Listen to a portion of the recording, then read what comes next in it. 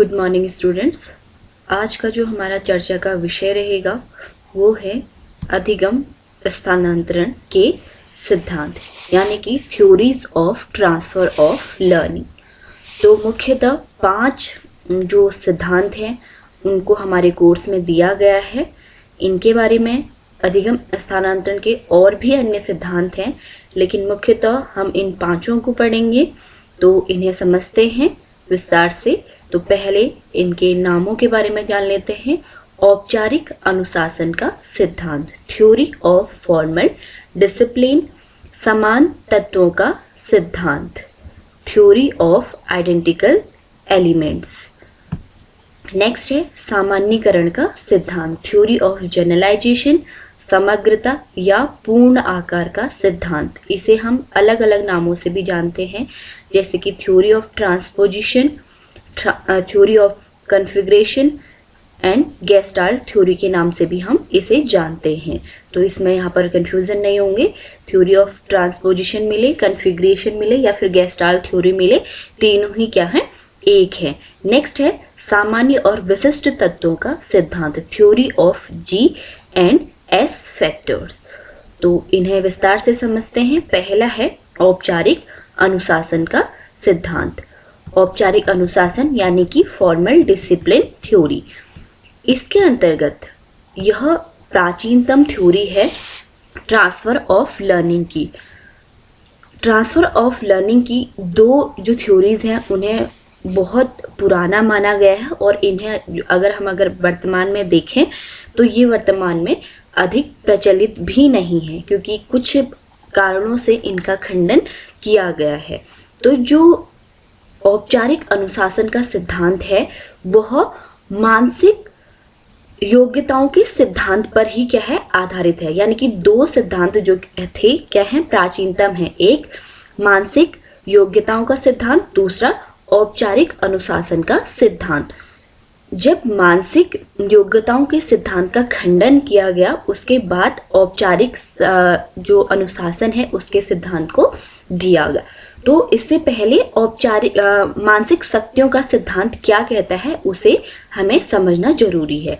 तो मानसिक शक्तियों का सिद्धांत जो है वह कहता था कि जो प्रत्येक व्यक्ति है उसमें जो स्मृति शक्ति है या तर्क शक्ति है या फिर कल्पना शक्ति है या फिर ऑब्जर्वेशन अवलोकन की जो शक्ति है वह क्या होती है, एक दूसरे से स्वतंत्र होती है। यानी कि मनुष्य के मस्तिष्क में स्मृति की, तर्क की, कल्पना की और अवलोकन और अन्य भी जो मानसिक योग्यताएं होती हैं, मानसिक शक्तियां होती हैं, जैसे कि हम इसमें ले सकते हैं रीजनिंग की एबिलिटी, है ना, और जैसे कि अवलोकन, ये सारी क्या है, अलग अलग शक्तियां हैं जिन्हें हम क्या कर सकते हैं, अलग अलग रूप से हम प्रशिक्षण के द्वारा मजबूत बना सकते हैं। तो मानसिक शक्तियों का सिद्धांत क्या कहता था कि जो व्यक्ति के अंतर्गत क्या होती है, स्मृति होती है, तर्क होती है, कल्पना शक्ति होती है, अवलोकन की शक्तियां होती हैं, इन्हें अलग अलग रूप से प्रशिक्षण देकर क्या किया जा सकता है, मजबूत बनाया जा सकता है।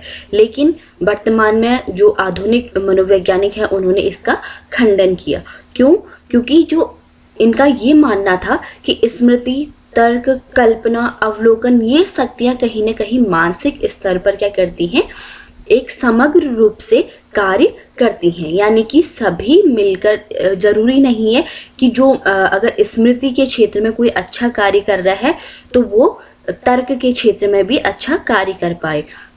तो कहीं ना कहीं एक जो योग्यता होती है, जो मानसिक शक्तियां होती हैं, उनके पीछे स्मृति, तर्क, कल्पना, ये सभी शक्तियां क्या होती हैं, मिलकर कार्य करती हैं। तो इस कारण से इसका क्या हुआ, खंडन हुआ। जब भी अब हम बात करते हैं इसका खंडन होने के उपरांत ही, मैंने आपको स्टार्टिंग में बताया कि जो औपचारिक अनुशासन का सिद्धांत है वह क्या आया, उजागर में आया। तो यह सिद्धांत कहता है किसी एक विषय वस्तु के शिक्षण में मानसिक शक्तियों का विकास किया जाता है। जब भी हम कोई भी विषय पढ़ते हैं, अनुशासन जो यहाँ पर दिया गया है, औपचारिक फॉर्मल डिसिप्लिन, डिसिप्लिन एक विषय के लिए हम प्रयोग करते हैं, जो डिसिप्लिन कहा जाता है एक विषय के लिए भी कहा जाता है। जैसे एजुकेशन है, तो एजुकेशन का अपना क्या है, एक कंटेंट है, उसकी पढ़ाने की विधियां हैं, उसका अलग करिकुलम है। तो इस प्रकार से एक जो विषय होता है, जैसे ये विज्ञान है, विज्ञान का अपना क्या है, विषय सामग्री है, उसको पढ़ाने की विधियां अलग हैं। उसी प्रकार मैथ है। तो ये सभी विषय जो हैं, इन्हें हम क्या कहते हैं, अनुशासन भी कहते हैं। तो ये कहते हैं जो प्रत्येक विषय वस्तु है उसके अंतर्गत हम क्या करते हैं, मानसिक शक्तियों का विकास करते हैं। स्मृति का भी हम विकास करते हैं, तर्क का भी विकास करते हैं, कल्पना का भी करते हैं, अवलोकन का भी हम विकास करते हैं। तो हर एक विषय के अंतर्गत हम कुछ विशिष्ट योग्यताओं का भी विकास करते हैं। जैसे कि अगर हम साइंस की बात करें तो साइंस में हम क्या करते हैं, ऑब्जर्वेशन की जो जितनी ज़्यादा हम ऑब्जर्वेशन करेंगे, जितना ज़्यादा हम चीज़ों का देखेंगे, उनको जानेंगे, उनको परखेंगे, तो उतनी ज़्यादा हमें क्या होंगी, चीज़ें ज़्यादा समझ आएंगी। इसी प्रकार से भाषा संबंधी जो विषय हैं उसमें हम क्या करते हैं, कल्पना शक्ति का अधिक से अधिक विकास करते हैं। तो किसी एक विषय के अंतर्गत किसी एक विशिष्ट योग्यता का भी क्या होता है, विकास होता है। उस योग्यता के विकास के साथ साथ स्मृति, तर्क, अवलोकन, अन्य चीज़ों का भी क्या होता है, विकास होता है। तो जो औपचारिक अनुशासन का सिद्धांत है, यह कहता है कि इन सभी को जितनी ज़्यादा क्या होंगी, मानसिक शक्तियाँ मजबूत होंगी, ये तर्क करने की, स्मृति की, कल्पना शक्ति और अवलोकन की शक्ति जितनी ज़्यादा क्या होगी, सशक्त होगी, उतनी ज़्यादा क्या होगा, जो सीखने का, किसी अन्य विषय को सीखने में क्या होगा, वह सहायक होगा। यानी कि एक विषय में जो भी कौशल, जो भी ज्ञान हम सीखते हैं, वह मानसिक शक्तियाँ जितनी मजबूत होंगी, वह किसी अन्य विषय को सीखने में भी क्या करती हैं, सहायता प्रदान करती हैं। तो सिद्धांत, जब हम अगर सिद्धांतों की बात करें तो सिद्धांत कहीं ना कहीं हमें ये बताते हैं, जैसे स्थानांतरण के सिद्धांत हम पढ़ रहे हैं, तो किस प्रकार से स्थानांतरण होगा। तो ये कहते हैं कि जितनी ज़्यादा मानसिक शक्ति एक विषय वस्तु को समझने में जितना उनको मानसिक शक्तियों का जितना अधिक विकास किया जाएगा, उतना ही अधिक वह दूसरे विषय को समझने में भी क्या होंगे, सहायक होंगे। तो किसी विशेष मानसिक शक्ति का विकास होता है एक विषय वस्तु के अंतर्गत, किसी एक विशिष्ट जो है मानसिक शक्ति का विकास होता है, परंतु सभी मानसिक शक्तियाँ समग्र रूप से क्रियाशील रहती हैं। और भी जो मानसिक शक्तियाँ हैं वो क्या होती हैं, उसमें क्रियाशील होती हैं, और वो जितनी ज़्यादा मजबूत होंगी उतना हम दूसरे विषय को आसानी से सीख पाएंगे। नेक्स्ट है समान तत्वों का सिद्धांत। समान तत्वों का सिद्धांत, इसका प्रतिपादन थॉर्नडाइक ने किया था, जिनको कि हमने सीखने के सिद्धांत के अंतर्गत भी इनके बारे में हमने जाना था। E.L. थॉर्नडाइक ने ही समान तत्वों के सिद्धांत का ट्रांसफर ऑफ लर्निंग की थ्योरीज में भी इन्होंने अपना योगदान दिया। इन्होंने इसकी व्याख्या करी और बताया कि किस प्रकार से जो अधिगम है उसका स्थानांतरण होता है। तो इन्होंने बताया कि जो दो स्थितियां होती हैं, यानी कि हमने आपको पहले भी बताया, जितनी अधिक समानताएं होती हैं दो परिस्थितियों में, उतना अधिक क्या होता है, अधिगम का स्थानांतरण होता है। तो यह बात किसने कही, थॉर्नडाइक महोदय ने ये बात कही कि जितनी अधिक दो परिस्थितियों में क्या होंगी, समानता होंगी, तो उतना ही अधिक क्या होगा, स्थानांतरण होगा। यानी कि उन समान तत्वों की पहचान करना पहले क्या होगा, आवश्यक होगा। पहले यदि हम समान तत्वों की पहचान कर पाएंगे तो हम तभी आसानी से स्थानांतरण उतनी क्या होगा, तेजी से होगा। यानी कि जितने समान तत्व एक दूसरे में पाए जाएंगे उतना समान ही क्या होगा, स्थानांतरण भी होगा। तो यहाँ पर बहुत सारे एग्जाम्पल दिए गए हैं। आपने देखा होगा हिंदी भाषा का जिनको अच्छा ज्ञान होता है वह संस्कृत भाषा को भी क्या कर पाते हैं, आसानी से सीख पाते हैं। क्यों, कहीं ना कहीं जो हिंदी भाषा है उसका ओरिजिन किससे हुआ है, संस्कृत भाषा से हुआ। तो दोनों में कुछ सिमिलैरिटीज़ हैं, तो इन दोनों में क्या है, बहुत अधिक सिमिलैरिटीज़ हैं। तो जिस कारण क्या होता है कि हिंदी भाषा का अगर अच्छे से ज्ञान है तो संस्कृत को भी आसानी से समझ पाते हैं। इसी प्रकार से इंग्लिश भाषा का अगर ज्ञान है तो हम लैटिन भाषा को क्या कर सकते हैं, आसानी से समझ सकते हैं, क्योंकि उसका ओरिजिन कहाँ से हुआ है, लैटिन भाषा से। तो कहीं ना कहीं उसमें क्या है, कि उनमें कुछ सिमिलैरिटीज़ होंगी। इसी प्रकार से गणित, अगर गणित का अच्छा ज्ञान है तो भौतिक विज्ञान में अगर जो कैलकुलेशन रिलेटेड क्या होती हैं, जो उसमें ज्ञान है, उनको हम क्या कर सकते हैं, आसानी से कर सकते हैं। उसी प्रकार से अगर फुटबॉल खेलने का ज्ञान अच्छा है ना, फुटबॉल की सारे स्किल अगर आपको अच्छे से आते हैं तो हॉकी खेलने में भी क्या होता है, मदद होती है। क्योंकि कुछ चीज़ें क्या होंगी हॉकी और फुटबॉल में क्या होती हैं, सेम होती हैं। जैसे कि कैसे हमको बॉल पे ध्यान रखना है, उस पे हमारा जो कंसंट्रेशन है, या फिर किस डायरेक्शन में हमको देना है बॉल को, ये सारी चीज़ें, क्योंकि कुछ चीज़ें क्या है हॉकी और फुटबॉल में क्या है, सिमिलर हैं। तो इसी प्रकार से दो चीज़ों में जितनी क्या होती हैं, सिमिलैरिटीज जितनी ज़्यादा अधिक होती हैं, वहाँ पर अधिगम का स्थानांतरण उतना अधिक होता है। अब नेक्स्ट है सामान्यीकरण का सिद्धांत। तो सामान्यीकरण का सिद्धांत जो है ये किसने दिया था, चार्ल्स जुड ने यह सिद्धांत दिया था। यह सिद्धांत थॉर्नडाइक की जो सिद्धांत है उसी की थोड़ा और अधिक व्याख्या करता है। यानी कि आपको एक साधारण एक एग्जाम्पल से समझाते हैं। यदि ऊपर वाले एग्जाम्पल से, यदि हमको हिंदी भाषा का अच्छे से ज्ञान नहीं है, हिंदी भाषा और हमने बोला संस्कृत भाषा में क्या है, दोनों में सिमिलैरिटीज़ हैं। यदि हिंदी भाषा का ही अगर हमें अच्छे से ज्ञान नहीं है तो संस्कृत भाषा को हम नहीं समझ पाएंगे, यानी कि उसको समझने में हम वहाँ पर अधिगम का हम स्थानांतरण नहीं कर पाएंगे।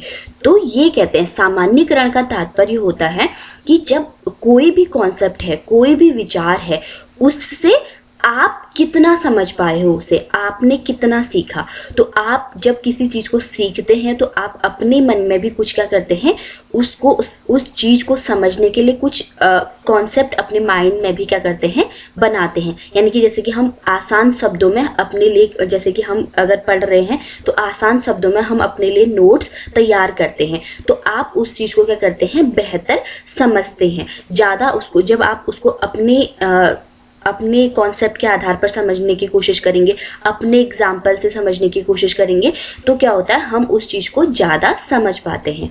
तो समान गुण होने के बावजूद भी यदि अगर एक सिचुएशन में हमने ज्ञान को अच्छी तरह से नहीं समझा है तो दूसरी सिचुएशन में हम उसको सीखने में प्रयोग नहीं कर सकते। तो सामान्यीकरण का सिद्धांत ये कहता है कि जब भी कोई चीज़ हम सीख रहे हैं, उस सीखने के दौरान हम खुद के कितने ज़्यादा क्या करते हैं, कॉन्सेप्ट को क्रिएट करते हैं, कितने अपने नियमों को क्रिएट करते हैं, कितने हम अपने सिद्धांतों को बना पाते हैं। इस प्रकार से हमने आपको बताया था कि कुछ लर्निंग थ्योरीज के बारे में हम जानते हैं कि किस प्रकार से लर्निंग होती है, लेकिन कुछ आपने खुद भी ऑब्जर्व किया, वहाँ पर भी आपने देखा कि किस किस प्रकार से लर्निंग होती हैं।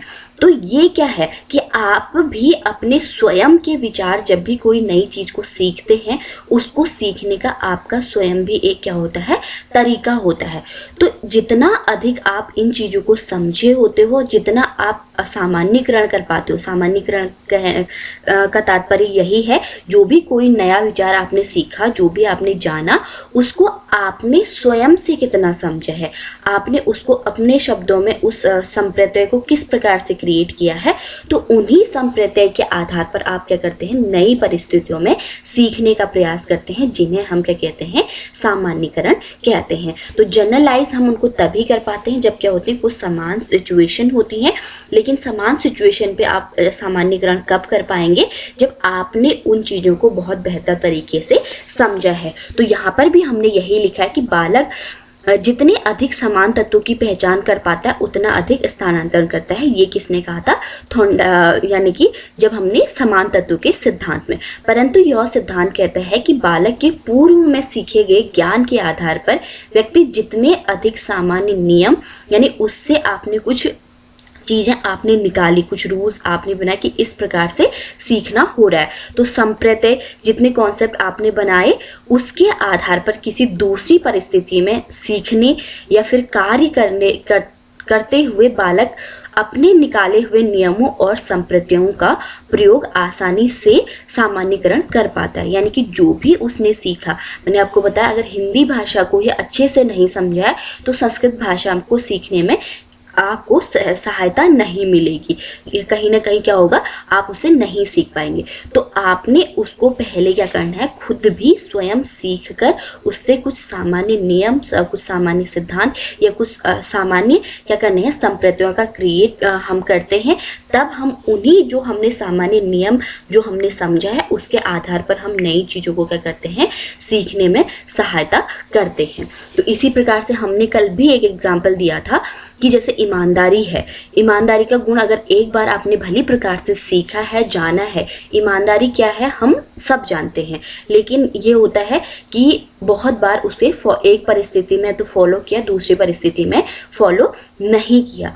तो जब तक आप स्वयं से उसके, एक तो आपको सिखाया गया, जब तक आप स्वयं से उसके महत्व, उसके इम्पोर्टेंस और उसके बेनिफिट्स को नहीं जानेंगे, तब तक हम क्या करेंगे, उनमें इस तरह की क्या हो सकती हैं कि किसी एक परिस्थिति में आप उसे शो कर रहे हैं और किसी एक परिस्थिति में शो नहीं कर रहे हैं। इसी प्रकार से जैसे ईमानदारी का दिया है, समयनिष्ठता यानी कि पंक्चुअलिटी। तो एक आपको जैसे स्कूल में तो आप बहुत पंक्चुअल हैं, लेकिन घर में कोई भी कार्य आपको दिया जाता है वहाँ पर आप पंक्चुअलिटी नहीं दिखाते। स्कूल में हो सकता है कि आपने टीचर के डर से या कुछ अन्य कारण भी उसमें हो सकते हैं, लेकिन घर पे आप उसको नहीं दिखा रहे, यानी कि आप उसको अच्छी तरह से आपने उस चीज़ को नहीं समझा है। तो जितना अधिक स्वयं हम किसी दूसरी चीज़ को समझते हैं तो उतना अधिक उसका क्या होता है, सामान्यीकरण हो पाता है। तो इस एग्जाम्पल के आधार पर आपने इसको समझा होगा। नेक्स्ट है समग्रता या पूर्ण आकार का सिद्धांत। समग्रता या पूर्ण आकार का सिद्धांत, जिसे हमने गेस्टाल्ट थ्योरी भी कहा था, और इसे हमने कॉन्फ़िगरेशन और एक और अन्य नाम से हमने इसको नेम दिया था। तो 3 नामों को हमने इसे डिस्कस किया। तो इस जो ये थ्योरी है, इसके जो प्रतिपादक हैं वो कौन है, गेस्टाल्ट,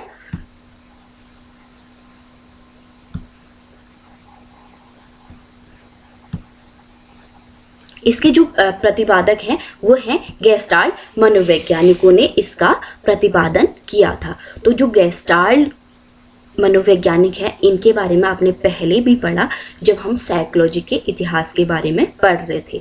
इसके अलग अलग हमने पढ़ा था व्यवहारवादियों के बारे में और गेस्टाल्टवादियों के बारे में हमने पढ़ा था। गेस्टाल्टवादी जो सीखने की, हमने आपको बताया था, व्यवहारवादी जो हैं वह सीखने के पीछे स्टिमुलस और रेस्पॉन्स के आधार पर सीखने की व्याख्या करते हैं, लेकिन जो गेस्टाल्टवादी हैं वो बताते हैं कि सीखने की प्रक्रिया किसके द्वारा होती है, प्रत्यक्षीकरण, सूझ के द्वारा और पूर्ण आकार के द्वारा। गेस्टाल्ट का मीनिंग भी होता है पूर्ण आकार यानी कि होल।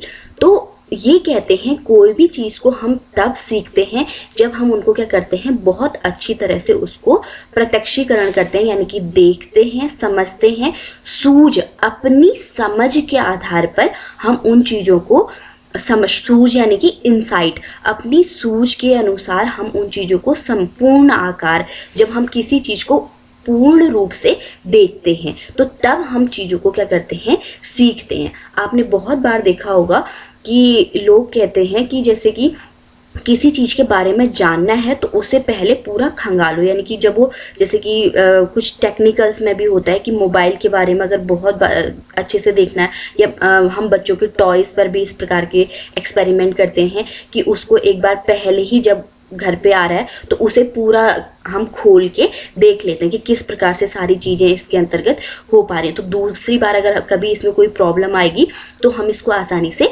ठीक कर पाएंगे। तो उस पूर्ण आकार यानी कि जो भी आपके सामने था उसको आपने समझने की कोशिश करा, किससे, अब देखने से, प्रत्यक्षीकरण से, मतलब जो आपके सामने है उसको आपने पूरा खोल के उसकी जो भी उसमें जिस प्रकार से उसमें फंक्शनिंग हो रही है उन सारी चीज़ों को आप समझ के, स्वयं समझ के क्या करते हैं, चीज़ों को सीखते हैं। तो गेस्टाल्टवादी कहते हैं कि जो सीखने की प्रक्रिया होती है वो सूझ के द्वारा होती है, प्रत्यक्षीकरण के द्वारा होती है, जो भी सामने है, परसेप्शन, जो प्रत्यक्षीकरण है परसेप्शन के द्वारा हम क्या करते हैं, चीज़ों को सीखते हैं, हम देखते हैं, उन्हें एनालाइज करते हैं, उनको सिंथेसिस करते हैं, अलग अलग से हम क्या करते हैं, उनको समझने की कोशिश करते हैं। यानी कि कोई भी चीज़ है उसे पूर्ण आकार में देखकर हम क्या करते हैं, सीखते हैं। तो गेस्टाल्टवादी ये कहते हैं जो अधिगम का स्थानांतरण होगा वह किससे होगा, सूझ के द्वारा ही क्या होता है, अधिगम का स्थानांतरण होता है। तो एक स्थिति में जितना आपने अपनी सूझ का प्रयोग किया है,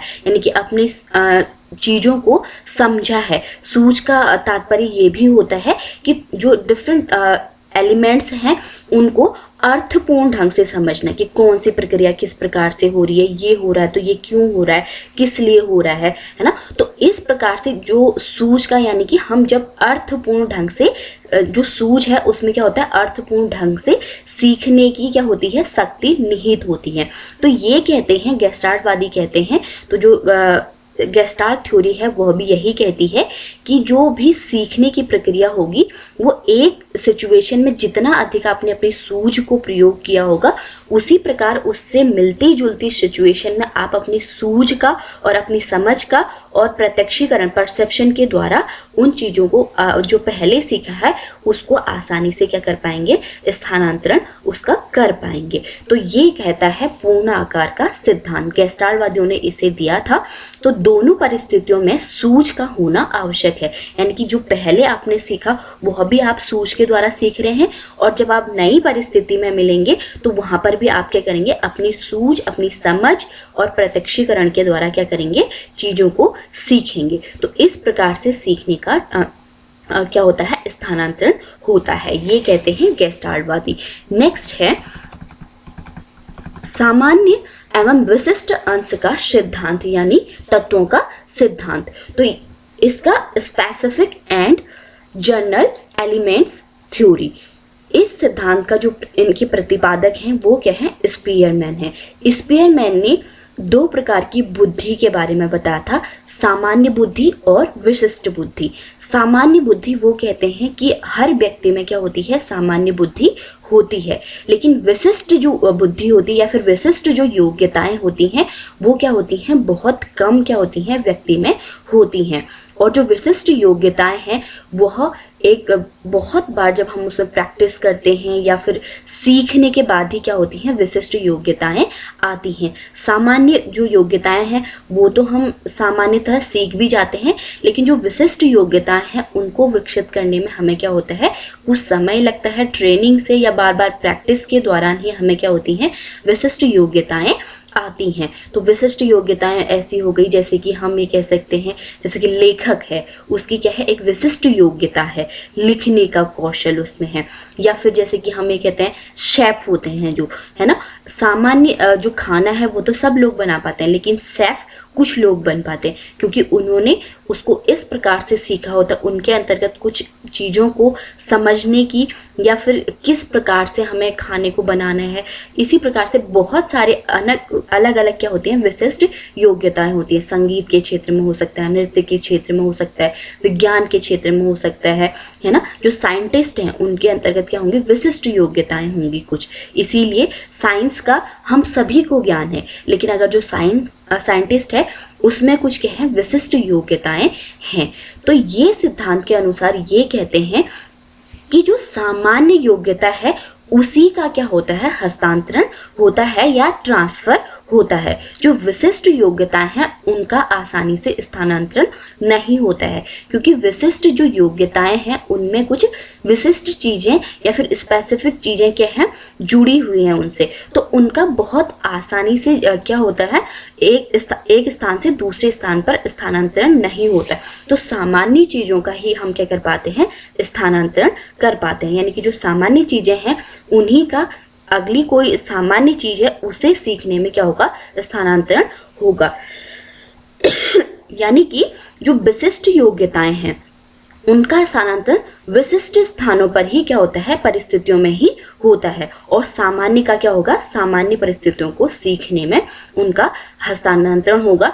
और जो हमारी अगर हम लाइफ में बात करें तो ज़्यादातर क्या होती हैं, सामान्य स्थितियां ही क्या होती हैं, व्यक्ति के समक्ष आती हैं। विशिष्ट जो परिस्थितियां हैं वो विशिष्ट स्थितियों में होती हैं, यानी कि शेफ के सामने ही क्या होंगी, कुछ विशिष्ट स्थितियां होंगी। और जैसे कि खाना बनाने की अगर बात है तो वो जनरली क्या है, सबके जीवन में क्या होती हैं। तो सामान्य योग्यताओं का ही क्या होता है, स्थानांतरण होता है।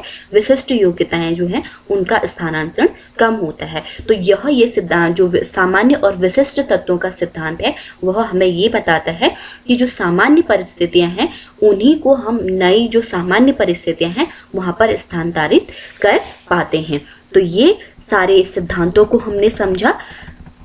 तो दोबारा से एक बार रिपीट कर लेते हैं। समग्रता और पूर्णता का सिद्धांत, यानी कि जब हम क्या करते हैं, सूझ के द्वारा, प्रत्यक्षीकरण और पूर्ण आकार के द्वारा सीखते हैं, उसी प्रकार नई परिस्थिति में भी हम क्या करते हैं, सूझ के द्वारा सीखते हैं, है ना। जो हमने जिस प्रकार से, अगर जितना अधिक हमने अपनी सूझ का प्रयोग पहली स्थिति में किया है उतना अधिक हम क्या कर पाएंगे, दूसरी स्थिति में सूझ के द्वारा सीख पाएंगे। सामान्यीकरण यानी कि उससे अपने लिए कुछ सामान्य, उनसे कुछ अपने कॉन्सेप्ट निकालना, है ना। तभी हम चीज़ों को समझ पाते हैं जब हम अपने शब्दों में उनकी क्या कर पाते हैं, व्याख्या कर पाते हैं, या अपने बातों से, यानी कि दूसरा आपको बहुत कितना भी किसी चीज़ को समझा ले, जैसे कि हमने बोला ईमानदारी के बारे में, दूसरा आपको कितना भी समझा रहा है, लेकिन जब तक आप उसको अपने अंतर्गत कुछ सामान्य नियम या फिर उनको बातों को अपने अंतर्गत मनन नहीं करेंगे, अपने मन में उनको अच्छे से नहीं बिठाएंगे, तब तक हम क्या कर सकते हैं, नई स्थिति को भी नहीं सीखते हैं। तो जितना अधिक हम क्या करते हैं, सामान्यीकरण कर पाते हैं, उतना ही हम जो दूसरी परिस्थितियों में उनको सीख पाते हैं। समान तत्व का सिद्धांत, यानी कि जितनी ज़्यादा सिमिलैरिटीज होंगी उतना ज़्यादा क्या होगा, स्थानांतरण होगा। औपचारिक अनुशासन ये है कि एक विषय का जो विषय में जो विशिष्ट योग्यता क्या होती है, विकसित होती है, उसके साथ ही कुछ अन्य, जैसे उसके साथ विशिष्ट योग्यता के साथ साथ उसमें अन्य योग्यताएं भी क्या होती हैं, विकसित होती हैं। तो इन शक्तियों को हम जितना मजबूत करते हैं, जितना सशक्त बनाते हैं, उतना ये हमें क्या करते हैं, नई स्थिति में जो सीखने में हमें क्या होती हैं, सहायक होती हैं। तो इन पांचों सिद्धांतों को हमने जाना, आप लोगों को समझ आया होगा। अगर इससे संबंधित आपको कोई भी प्रश्न है तो आप लोग पूछ सकते हैं। बाकी आज की क्लास को हम ओवर करते हैं। Thank you students.